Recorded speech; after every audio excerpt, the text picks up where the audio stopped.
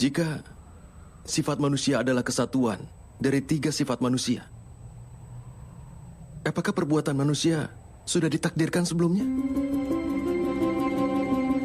Seekor singa akan memangsa rusa, dan rusa ditakdirkan untuk takut pada singa.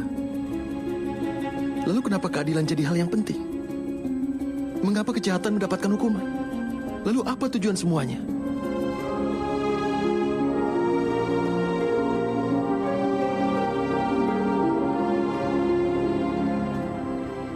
Sebuah pertanyaan yang bagus, Partha. Tapi pertama-tama, pahamilah apa yang dimaksud dengan manusia itu. Manusia tidak hanya gabungan dari 5 elemen dasar itu. Tidak hanya kelima wujud itu. Panca indera penggerak, dan 3 sifat manusia. Tidaklah hanya gabungan dari ke-23 wujud itu. Agar manusia dapat menjalankan fungsinya, dia memerlukan energi.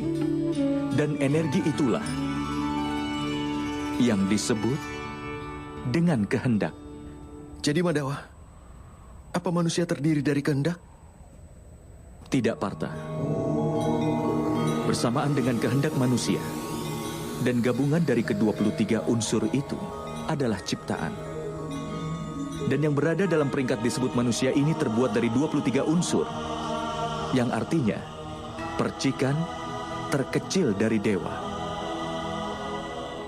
yang dinamakan sebagai jiwa. Ketika ciptaan dan manusia menjadi satu, yang berarti ketika percikan terkecil dari dewa berada dalam tubuh seseorang sebagai jiwa, saat itulah manusia akan hidup.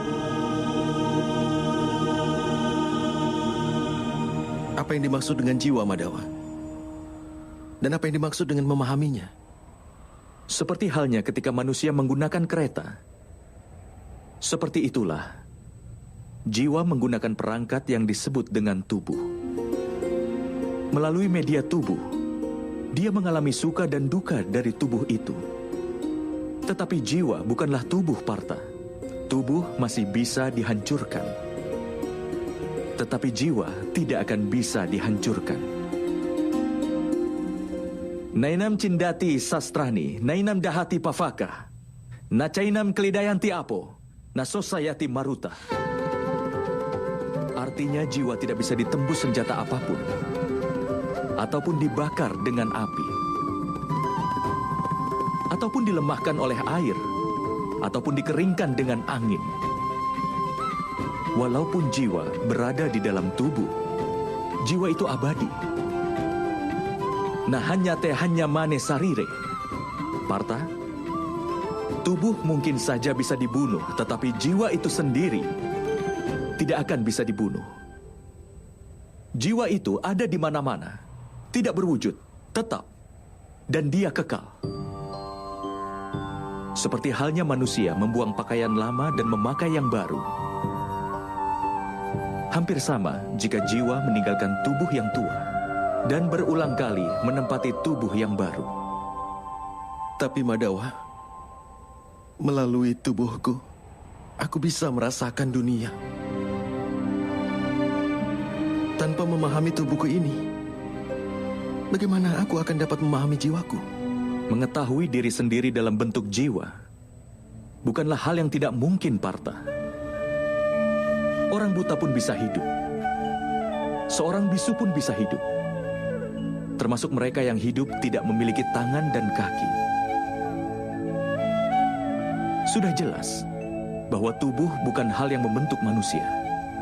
Ada seseorang yang kehilangan energinya, atau mereka yang hidup kehilangan ingatannya. Oleh karena itu sudah jelas bahwa bentuk ketidaksadaran manusia bukanlah tubuh yang baik. Seseorang yang menjelajahi dirinya dengan cara seperti ini, aku bukanlah indera, juga bukan tubuh, juga bukan perasaan, bukan juga pemikiran, atau bukan juga pendapat. Orang yang bisa memahami hal ini, akhirnya akan dapat memahami dirinya dalam bentuk jiwa.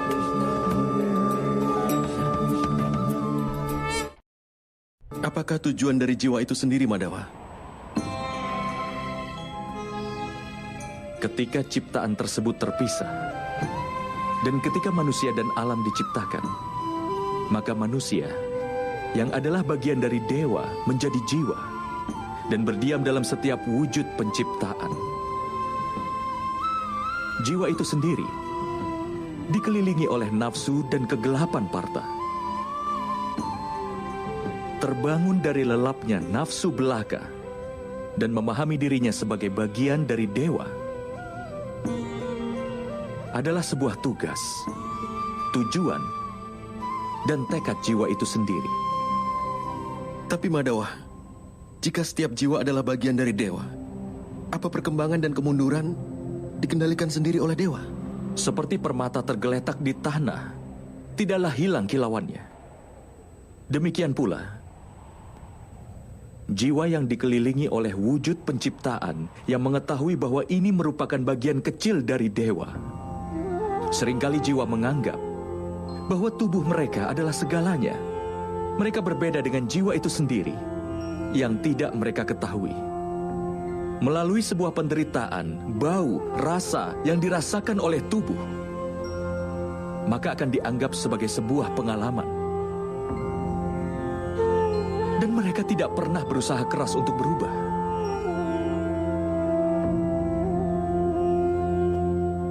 Jiwa yang tidak mau berusaha keras untuk berubah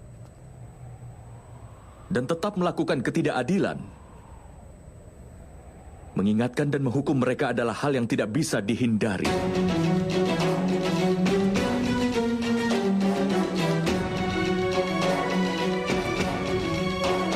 Kau lebih baik memahami hal ini juga, Partha, bahwa kau bukanlah tubuh, tetapi sebuah jiwa. Setiap prajurit yang ada di medan pertempuran ini tidak seperti yang ada di dalam pikiranmu. Mereka semua telah tinggal di dalam tubuhnya untuk beberapa waktu. Tubuh mereka akan mati, tetapi jiwa mereka semua abadi. Mereka akan menempati tubuh baru lagi sampai mereka tidak menyadari dirinya sebagai jiwa yang murni. Sampai mereka menyerahkan ketidakadilan dan mencamkan keadilan ke dalam dirinya. Mereka akan terus lahir dan kemudian mati. Ini adalah pelajaran pertama dari Brahma Widya, Partha. Mereka yang lahir sudah dipastikan akan mati. Dan bagi mereka yang telah mati, sudah pasti akan dilahirkan kembali. Pengetahuan ini disebut dengan Samkhya Yoga.